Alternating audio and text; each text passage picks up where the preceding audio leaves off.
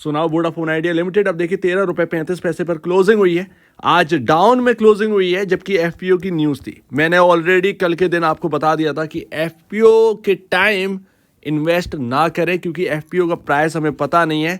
FPO के बारे में कल हमने डिटेल में बात करी थी, और प्राइस जो है ना वो 10 रुपए या 10 रुपए से नीचे का ही रहेगा, 13 रुपए के ऊपर नहीं जाने वाला है। लेकिन ये बात की बात है, बड़ी खबर ये है कि एफपीओ होगा और यहां पर पैसे जुटाए जाएंगे, और इतना बड़ा पैसा आएगा कि 5G और बाकी वगैरह वगैरह चीज़ों में काफ़ी हेल्प होने वाली। ऐसे में ये आप छोड़ दीजिए कि किस प्राइस पर आएगा, हम ये बात करते हैं कि फ्यूचर क्या है वोडाफोन आइडिया लिमिटेड का। तो जैसा कि कल मैंने आपको बताया था कि एक और कंपनी, ध्यान दीजिएगा, इस एफपीओ के बाद एक और कंपनी रडार पर रहेगी वोडाफोन आइडिया के बाद, एक इंडस टावर लिमिटेड। आज देखेंगे कि वोडाफोन आइडिया का रव ऑफ इफेक्ट जो है वो भारतीय एयरटेल के ऊपर देखे 1.5% की गिरावट। आप देखें किस तरीके से रिलायंस के ऊपर एक प्रेशर आज बन के रहा है। ये सब और सब एफपीओ की बदौलत, क्योंकि जो लग रहा था कि वोडाफोन आइडिया सरवाइव नहीं कर पाएगी मार्केट के अंदर, ये बिल्कुल गलत हो गया। बट अब यहाँ पर गेम चेंजर साबित होने वाली हैं काफ़ी सारी चीज़ें। कहाँ जाने वाला है वोडाफोन आइडिया लिमिटेड? इसके बाद एफपीओ में तो चलो ठीक है गिरावट आएगी, एफपीओ की गिरावट के बाद क्या ये स्टॉक चमकने वाला नहीं है, या फिर ये मल्टी बैगर साबित हो जाएगा और कोई बड़ा नाम एफपीओ के बाद शामिल होने वाला है वोडाफोन आइडिया के अंदर। एक और बात, यहां पर प्रमोटर ने 2075 करोड़ रुपए यहां पर इन्फ्यूज करने का प्लान हो चुका है। आपके सैटरडे को मीटिंग है, सैटरडे की मीटिंग के दौरान ये पैसा आ जाएगा वोडाफोन आइडिया के अंदर, यानी कि कंपनी को मिल जाएगा, प्रमोटर के पास जो शेयर बनते हैं वो पहुंच जाएंगे। अब देखिए मोटी बात करते हैं, वोडाफोन आइडिया लिमिटेड यहां पर वी रैन और ओपन रैन बेस्ड 5G लॉन्च करेगा विद सैमसंग, राइट। अब आप ये बात समझिएगा, 5G में इस वी रैन और ओ रैन के बारे में ना हम बहुत लंबे टाइम पहले समझ चुके हैं, राइट। और उस वक्त प्राइस भी काफी कम था, ये प्राइसिंग नहीं थी, लेकिन हम एक एक बारीकी को समझ चुके थे। और 5G में ये क्या करेंगे, जो डिप्लॉयमेंट होना है 5G का, उसकी कॉस्ट में काफ़ी यहाँ पर जो है कमी आएगी। यानी कि इनको इस टेक्नोलॉजी के हिसाब से वोडाफोन आइडिया को 5G डिप्लॉयमेंट में सस्ता पड़ेगा भारतीय एयरटेल और जियो के कंपैरिजन, जो कि ऑलरेडी भारतीय एयरटेल और जियो जो है वो अपनी टेक्नोलॉजी में पैसा लगा चुके हैं। यही तो गेम चेंजर साबित होने वाला है वोडाफोन आइडिया के अंदर, कि यहाँ पर भारतीय एयरटेल और जियो ने अपना पैसा पहले ही झोंक चुके हैं 5G। अब यहाँ पर जो टेक्नोलॉजी है, और ये अगर अच्छी स्पीड भी यहाँ पर दे दी इसने, तो फिर गेम चेंजर साबित होगा वोडाफोन आइडिया लिमिटेड के लिए। क्योंकि एक तो सस्ता है, यहाँ पर इनको बचत होगी, वो बचत यहाँ पर कर काफ़ी कुछ कर सकते हैं। अगर करोड़ों की, अब लैक्स में तो होगी नहीं, सिंपल सी बात, करोड़ों में बचत होगी, तो यहाँ पर एम्प्लॉयमेंट भी यहाँ पर जो है इंक्रीज कर सकते हैं, अच्छी सर्विसेज यहाँ पर देने की कोशिश कर सकते हैं। तो बहुत सारी चीज़ें हो जाएं, कुछ बचाने में ही बड़ी चीज़ें हो सकती हैं। काफ़ी कंपनियां ये कर भी रही हैं। इसके साथ साथ 5G जो हम कह रहे हैं, क्या ये सिर्फ और सिर्फ हम अपने मोबाइल के लिए ही सब कुछ है? नहीं भैया, इससे सारी चीज़ें बदल जाएंगी 5G से। 5G वो टेक्नोलॉजी है जो हर जगह यूज़ होने, और सबसे ज़्यादा IoT। हमारे अभी क्या है कि हम इतने टेक्नोलॉजी से घिरे नहीं हैं, जितनी भी टेक्नोलॉजी है ना हमारे यहाँ वो कम है डेवलप्ड नेशन के कंपैरिजन। जबकि 5G का रोल बहुत इंपॉर्टेंट होने वाला है। अगर आप एंटरटेनमेंट की दुनिया में जाएं, अगर आप जाएं किधर भी, मतलब ऑल ओवर आप किसी भी सेक्टर के अंदर जाएं, 5G गेम चेंजर साबित होगा। जो पहले नहीं हो सकता था वो अब होने वाला है। ऐसे में जब 5G का यूज़ ज़्यादा से ज़्यादा होगा, यहाँ पर अर्निंग्स बढ़ेंगी, और ये आपके इन्हेंस करने में बहुत हेल्प करने वाला है 5G। अभी हम उस तरीके से जा नहीं पा रहे। अगर आप ड्राइवरलेस कार ले आए, 5G की बहुत इंपॉर्टेंट नीड है उसमें। 4G पे तो वो चल ही नहीं सकती, 5G तो चाहिए। तो उसमें ना पैसे खर्च होंगे, अर्निंग्स, इसीलिए ना ये 5G जो है ना एक बैटल है। इसमें अर्निंग्स बहुत रिकॉर्ड स्तरों पर अर्निंग है, जो कि आपको आती हुई दिखेगी कंपनी के अंदर। तो यहाँ से बस ये अगर फोकस ना बिगाड़ें अपना वोडाफोन आइडिया, देन यहाँ पर ना कुछ बड़ा कर सकते हैं। अब देखिए बहुत सारे लोगों का कहना है 100-200 रुपए जाएगा वोडाफोन आइडिया का स्टॉक। कितना सही है? जाने को बिल्कुल जा सकता है, 200 रुपये कोई बड़ी बात नहीं। लेकिन अगर आप देखें जिस तरीके से डाइल्यूशन हो रहा है, आप देखोगे कि कितने नंबर ऑफ शेयर्स बढ़ेंगे। 1000 crore number of shares increase होंगे।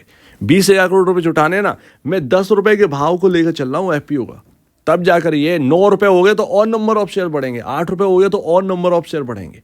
13 तो छोड़ दिए, 13 के ऊपर नहीं आ रहा, उसमें एफपीओ नहीं होगा, सीधी सी बात। और वो कंपनी करेगी नहीं, कंपनी मजाक नहीं कर रही है।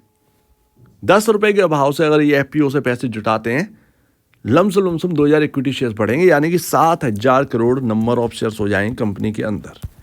ठीक है, आप देखोगे भारतीय एयरटेल का मार्केट कैप या जियो का मार्केट कैप कितना है, 7 लाख करोड़ के अराउंड।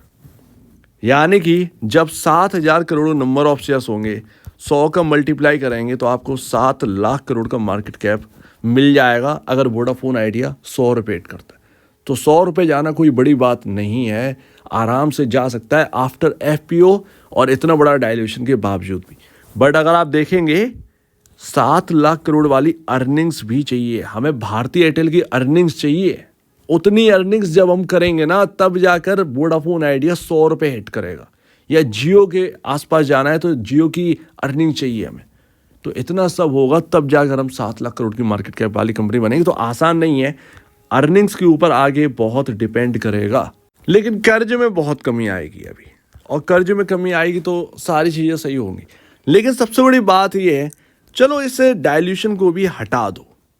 हमारे लिए अगर ये स्टॉक 3 गुना या 4 गुना भी हो जाए तब भी हमारे लिए तो एक बड़ा प्रॉफिटेबल वाली बात है, क्योंकि हर एक रिटेल इन्वेस्टर को अगर आप देखेंगे 1000 से 10,000 शेयर लेकर बैठा है वोडाफोन आइडिया की। मजाक की बात नहीं है। बहुत सारे ऐसे लोग हैं जो 1 लाख नंबर ऑफ शेयर थे, मैंने अपने आंखों से देखा, 1 लाख के ऊपर नंबर ऑफ शेयर्स इकट्ठा कर रहे थे 3 रुपए के भाव पर एक पर्सन, और उनका कहना था कि ये स्टॉक चलेगा, और वाकई में चला भी। और जोड़ लीजिए 1 लाख का था तो 10 लाख अराउंड, उनके पास 3 लाख होंगे शेयर्स, कम से कम 30-40 लाख रुपए छाप दिए उन्होंने बैठे बैठे। तो ये चीज़ देखिए, इस तरीके से रिटेल इन्वेस्टर्स का जो भरोसा था 3 रुपये 5 रुपये पर, कोविड के टाइम बहुत सारे लोग लेकर उसको जो है वो रखे हुए थे। फिलहाल अगर आप देखें, डायल्यूशन को भी छोड़ दीजिए, इसको भी छोड़ दीजिए, क्या है कोई बड़ा नाम आने वाला है? मार्केट के अंदर रूमर चला था एलन मस्क आएंगे वोडाफोन आइडिया के अंदर, और यहाँ पर ऐसा कुछ हुआ नहीं। ठीक है, स्टॉक 20 रुपये हिट कर गया। उसके बाद यहाँ पर गूगल की बात चल रही थी। बट मैं ये सोच रहा हूँ कि इन सब को छोड़कर क्या सैमसंग यहाँ पर आ सकती है? मुझे ये नहीं पता कि आएंगे या नहीं आएंगे, लेकिन अगर कोई बड़ा नाम आना है तो वो सैमसंग क्यों नहीं हो सकती? क्योंकि 5G बैटल में सैमसंग वोडाफोन का साथ दे रही है। स्टेक लेने में कितना ही पैसा खर्च होगा सैमसंग के लिए, ये तो पीनट्स है। ये सारी चीज़ें पीनट्स है सैमसंग के लिए, स्टेक लेने में कोई इनके जाएगा नहीं। जबकि भारत जैसी अपॉर्चुनिटी इनको मिल जाएगी, वो भी टेलीकॉम में, जो कि इतना बूम आने वाला है मार्केट के अंदर, तो सैमसंग के लिए एक बिग बेनिफिशियरी होगा। खैर, जो भी आए, अगर कोई बड़ा नाम आता है इस 45,000 करोड़ को जुटाने में, आप समझ लीजिए उन सब के लिए अपॉर्चुनिटी ही अपॉर्चुनिटी, चाहे वो एलन हो, सैमसंग हो या गूगल हो, कोई भी आएगा तो उसके लिए बड़ी अपॉर्चुनिटी यहाँ पर ओपन होगी। तो अगर आप फ्यूचर देखें तो फ्यूचर कहीं ना कहीं आप थोड़ा सा सुधरता हुआ नज़र आ रहा है। लेकिन खैर, टेलीकॉम है, क्या चीज़ें बदलें क्या नहीं, ये बदल पाएंगे या नहीं बदल पाएंगे, बदल तो लेंगे बॉस। क्योंकि आदित्य बिरला ग्रुप जिस तरीके से काम कर रहा है, आप देखो हिंडाल्को को बिल्कुल चेंज करके रख दिया। ठीक है, उसके बाद ग्रेसिव में देखिए किस तरीके से एग्रेसिवनेस दिखा रहे हैं, और अब वोडाफोन आइडिया, समझ रहे हैं ना, हिंडाल्को ईवी में आ चुका है। ठीक है, ग्रेसिव पेंट में आ चुका है। इस तरीके से चेंज हो रहे हैं कारोबार। तो आप देखिए कितना अपग्रेड चल रहा है और कितना स्ट्रांगली वर्क कर रहा है आदित्य बिरला ग्रुप। तो ये चीज़ कहीं ना कहीं बहुत ही इंपॉर्टेंट रखेगी। फिलहाल आप देखिए तो यहाँ पर ना फ्यूचर अभी एक वक्त के लिए तो सही हो गया, लेकिन अभी स्टॉक जब तक एफपीओ ना हो जाए तब तक मेरे ख्याल से एंटर नहीं करना चाहिए, क्योंकि एफपीओ का प्राइस हमें नहीं पता।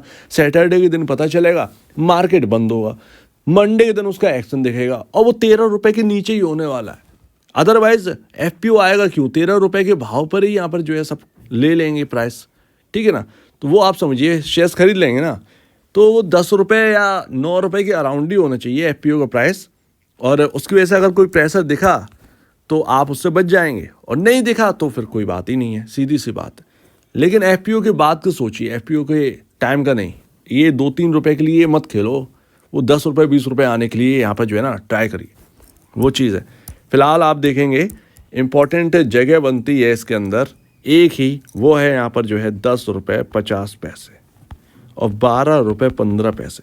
हायर में 14 रुपये क्रॉस नहीं कर पा रहा है। अब सब कुछ एफपीओ पर टिका है। एफपीओ से पहले, इस मीटिंग से पहले फ्राइडे के दिन, कल के दिन, नए खरीदार थोड़ा सा दूर रहे वोडाफोन आइडिया से, ज़्यादा बढ़िया है, ज़्यादा बेहतर है। अब कोई बड़ा नाम अचानक से तो आएगा नहीं मेरे ख्याल से, अगर आ जाए तो आ जाए, जो चाहो वो करना, मतलब कुछ कह नहीं सकते। कुछ एक कोई बड़ी खबर आ गई इस एफपीओ के साथ तो फिर कहने ही क्या। लेकिन अगर नहीं आती है तो फिर वो एफपीओ का प्राइस अगर नीचे होगा तो वो डंप कर जाएगा कहीं ना कहीं स्टॉक, ऐसा हो सकता है। लेकिन मेरा अभी भी कहना है कि एफपीओ की मत सोचो, आगे की सोचिए कि क्या होना है, सीधी सी बात। सो उम्मीद है काफ़ी कुछ आपको समझ में आया होगा। जो भी बैट है वो आप सैमसंग और वोडाफोन का जो एक 5G का रोल आउट आएगा उसके ऊपर बैट करिए। मेरे ख्याल से वहीं से आपकी कुछ यहाँ पर जो है ना निकल सकता है। अदरवाइज आप देखेंगे फंडामेंटल में कुछ नहीं रखा, फंडामेंटल में वोडाफोन आइडिया है ही नहीं, सीधी सी बात। सो उम्मीद है काफ़ी कुछ आपको समझ में आया होगा। आपका क्या कहना है इसके ऊपर कमेंट सेक्शन में कहिए और अब देश में जाए। वीडियो देखने के लिए बहुत बहुत धन्यवाद दोस्तों।